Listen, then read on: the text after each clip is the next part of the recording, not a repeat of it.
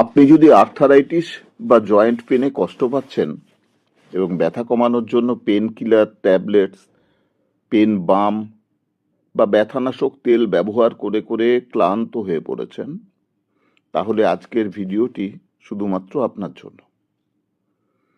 আপনার হয়তো জানা আছে, আমাদের দেশের প্রাচীন ঋষিগণ হাজার হাজার বছর আগেই যে কোনো ধরনের জয়েন্ট পেন বা অস্থিসন্ধির ব্যথা নিরাময়ের জন্য নিয়মিত সন্ধি মুদ্রা অভ্যাসের পরামর্শ দিয়ে গেছেন।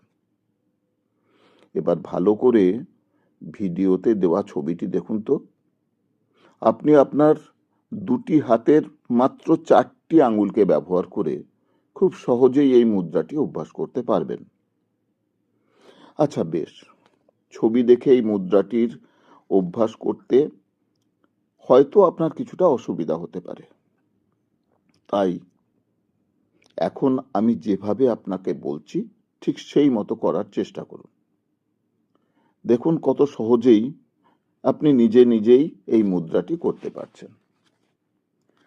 আপনি একটি শান্ত ও নির্জন জায়গা প্রথমে বেছে নিন, যেখানে আপনি আনডিস্টার্বড ওয়েতে থাকতে পারবেন। ঘরের মেঝে, চেয়ার, সোফা যেখানে আপনি স্বচ্ছন্দে বসতে পারেন, ঠিক সেখানটিতেই বসে পড়ুন। আপনার হাত দুটি দুই হাঁটুর ওপরে রাখুন, তালুগুলি আকাশের দিকে খোলা অবস্থায় রাখুন।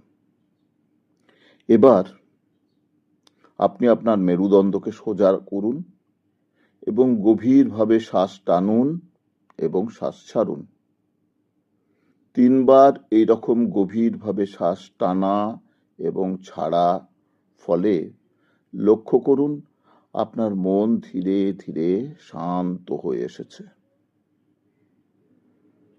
এবার আপনার ডান হাতের অনামিকা বা রিং ফিঙ্গার ডান হাতের বুড়ো আঙুলের মাথায় আলতোভাবে রাখুন, আর অন্য আঙুলগুলি সোজাভাবে রাখার চেষ্টা করুন। এবার আসুন আপনার বাম হাতের দিকে। আপনার বাম হাতের মধ্যমা বা মিডল ফিঙ্গার বাম হাতের বুড়ো আঙুলের মাথায় আলতোভাবে স্পর্শ করুন, আর বাকি আঙুলগুলি সোজাভাবে রাখার চেষ্টা করুন। এটাই হলো সন্ধি মুদ্রা।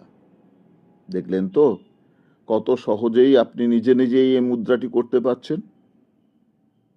এখন এই অবস্থায় 10 থেকে 15 মিনিট চোখ বন্ধ করে সোজা হয়ে বসে থাকুন এবং স্বাভাবিকভাবে শ্বাস প্রশ্বাস নিতে থাকুন। আপনি আপনার শ্বাস প্রশ্বাসের দিকে গভীরভাবে মনোযোগ দিন। 10 থেকে 15 মিনিট পর ধীরে ধীরে চোখ খুলুন এবং স্বাভাবিক অবস্থায় ফিরে আসুন। প্রতিদিন 2 বার এই মুদ্রা নিয়মিতভাবে অভ্যাস করুন, আর মাত্র 30 দিনের মধ্যেই চমৎকার ফল লক্ষ্য করুন। মনে রাখবেন, এই সন্ধি মুদ্রা প্রাকৃতিকভাবে আপনার শরীরের পৃথ্বীতত্ত্ব ও বায়ুতত্ত্বের ভারসাম্য রক্ষা করার ফলে দুটি অস্থির সংযোগস্থলে যে পিচ্ছিল পদার্থ, যাকে সাইনোভিয়াল ফ্লুইড বলা হয়, তার যোগান অব্যাহত রাখে এবং জয়েন্টের প্রদাহ বা ইনফ্লেমেশনকে কম রাখে। এবার কিন্তু আপনার কাছে একটা ছোট্ট অনুরোধ থাকবে। আপনি ভিডিওটিতে একটি লাইক আর চ্যানেলটিকে সাবস্ক্রাইব করতে ভুলবেন না কিন্তু।